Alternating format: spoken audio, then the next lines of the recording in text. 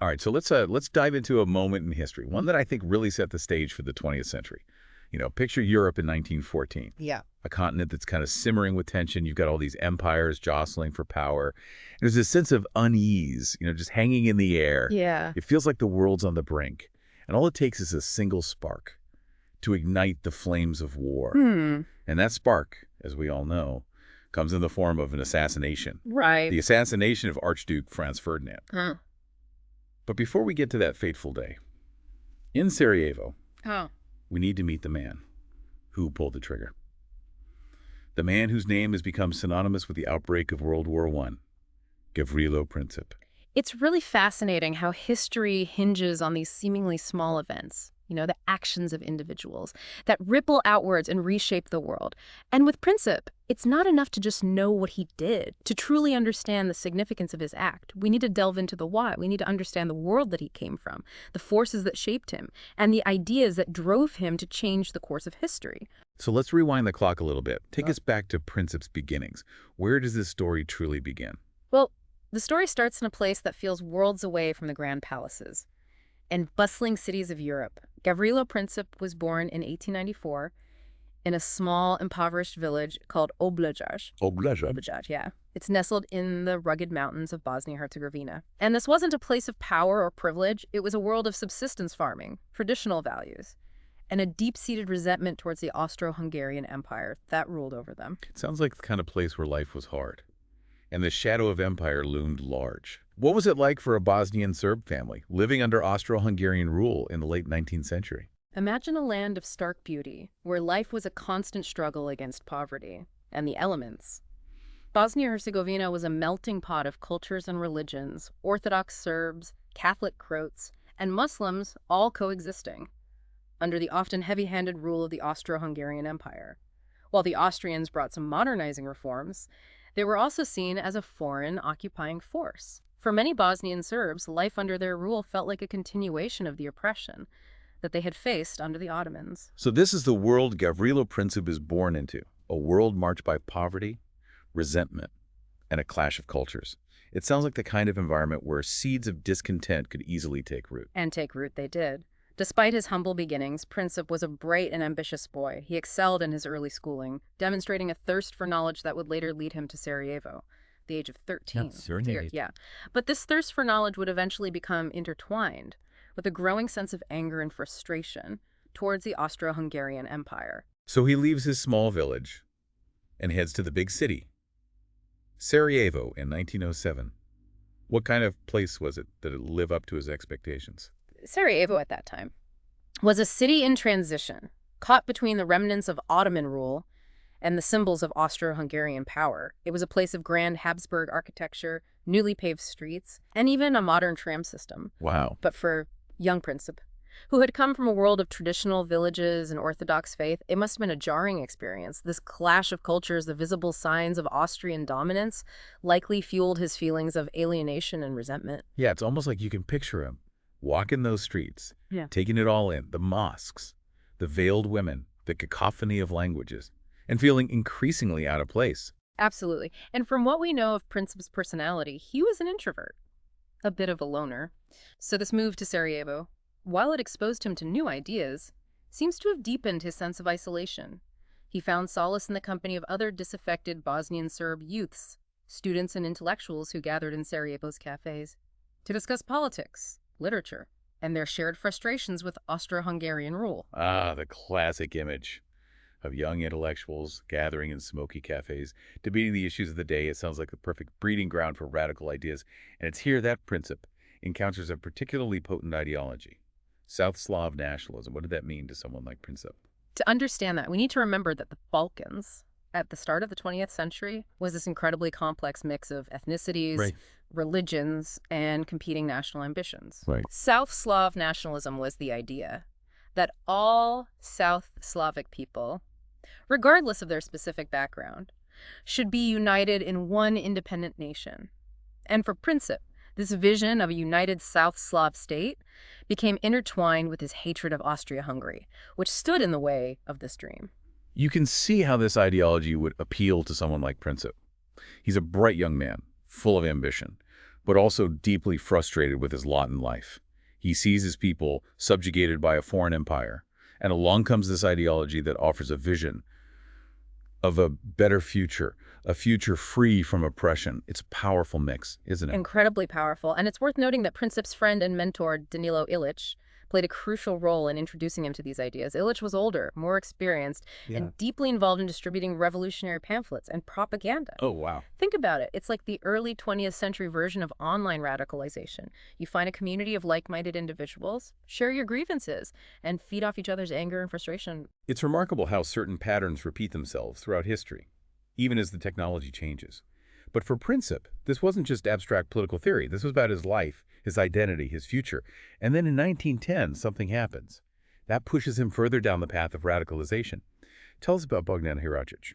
Hirajic was another young Bosnian Serb, a student like Princip, who in a dramatic act of defiance attempted to assassinate the Austro-Hungarian governor of Bosnia. He failed, and ended up taking his own life. But for Prince and his circle, Hirajic became a martyr, a symbol of resistance against Austro-Hungarian rule. His act, far from deterring others, became a rallying cry for young nationalists. So we have Princip, increasingly radicalized, deeply affected by Hirajic's example. And all the while, the political climate in the Balkans is getting more and more volatile. It's like a powder keg waiting for a spark. What happens next? Well, in 1912, Princip makes a decision that will have profound consequences. He decides to leave Sarajevo and head to Belgrade, the capital of independent Serbia. He's hoping to find a more supportive environment for his nationalist aspirations. But what he finds in Belgrade is a whole new level of intrigue and danger, a world of secret societies and plots that will ultimately lead him to that fateful day in Sarajevo.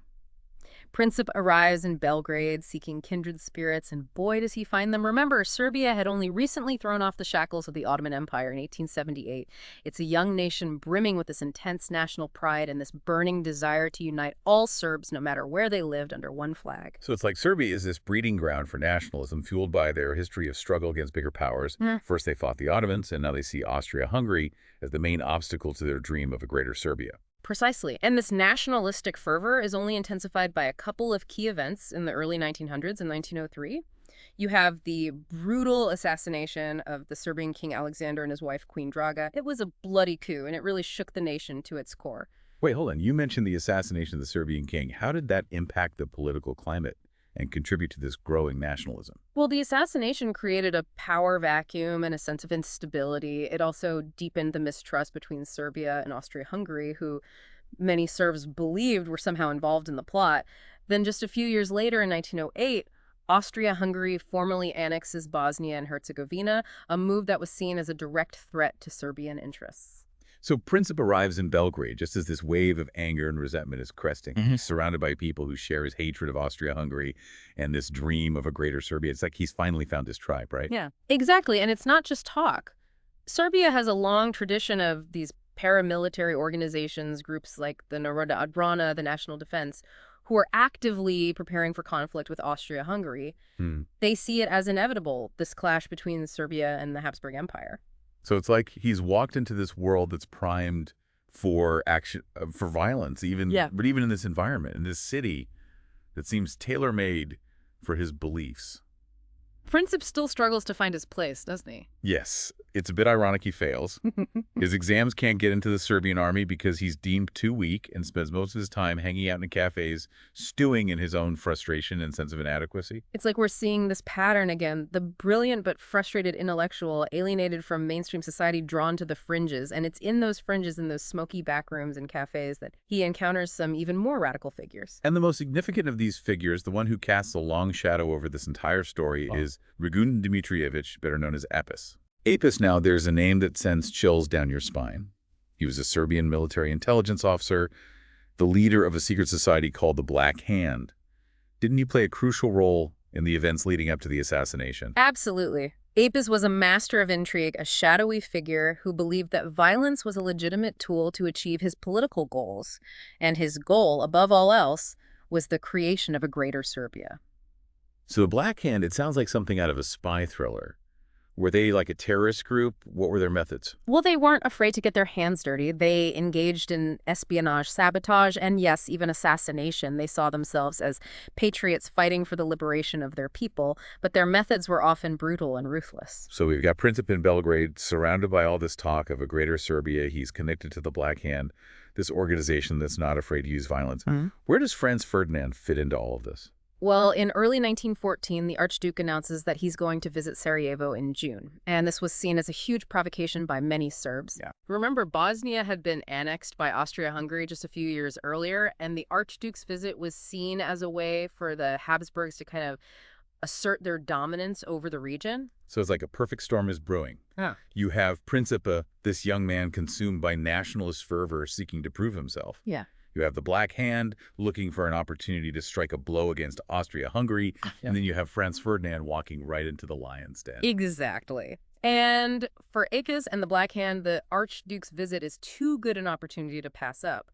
They decide to assassinate him, and they entrust the mission to Danilo Ilic, who of course brings in Princip and a few other young Bosnian Serbs. It's chilling to think about these young men barely out of their teens being tasked with such a momentous and ultimately devastating act. It really highlights the dangers of unchecked nationalism and the way it can warp even the most idealistic minds. These young men were convinced that they were fighting for a righteous cause, that they were heroes striking a blow for freedom, but their actions, of course, would have consequences far beyond anything they could have imagined. So take us to that fateful day, June 28, 1914. What happened? The Archduke and his wife, Sophie, they arrive in Sarajevo with surprisingly lax security, which is astonishing considering the political climate and the fact that Sarajevo had already been the target of an assassination attempt just a few years earlier. Yeah. And as their motorcade winds its way through the city, the first group of assassins, incredibly, they fail to act. One of them even loses his nerve and throws his bomb, but it bounces harmlessly off the Archduke's car. So they had their chance, and they missed it. It's almost like fate was intervening, giving the Archduke a second chance. You could see it that way, but fate, as we know, had other plans. The Archduke, shaken but unharmed, decides to continue with his visit. And it's this decision, this change of plans, that seals his fate. Because this is where Gavrilo Princip comes back into the picture, right? Exactly. The Archduke's motorcade, after the detour, ends up driving right past Princip, who just happens to be standing on the street corner moping after the failed attack. It's almost as if history itself conspired to bring these two figures together in this one pivotal moment. What was going through Princip's mind at that moment? Can you imagine seeing your target just appear before you like that out of the blue? It must have been a surreal experience. Here he was, a young man who had dreamt of martyrdom, of striking a blow for his people, and suddenly the opportunity was right there in front of him. He draws his pistol and fires 2 shots. One strikes the Archduke, the other fatally wounds Sophie. And in that moment, in that split second, the world changes. It's remarkable, tragic, and terrifying all at the same time. One young man, armed with a handgun and fueled by a potent ideology, sets in motion a chain of events that will lead to the deaths of millions. Within weeks, Austria-Hungary declares war on Serbia, triggering a chain reaction of alliances that plunges Europe and eventually the world into the abyss of the First World War. So looking back on it all, what can we learn from Gavrilo Princip's story? Was he a villain, a hero, a pawn? I think Princip's story defies easy categorization. He was a product of his time, a young man caught up in the tides of nationalism and driven to a desperate act. He was also in many ways a tragic figure, someone who believed he was fighting for a righteous cause, but ended up unleashing unimaginable destruction. It's a powerful reminder of the complexities of history and the dangers of extremism, and it leaves us with much to ponder, doesn't it? The idea that one seemingly insignificant act can have such far-reaching consequences is both fascinating and terrifying. Thanks for taking us on this deep dive. It's been a journey into a pivotal moment in history, a reminder that even the smallest spark can ignite a global conflagration.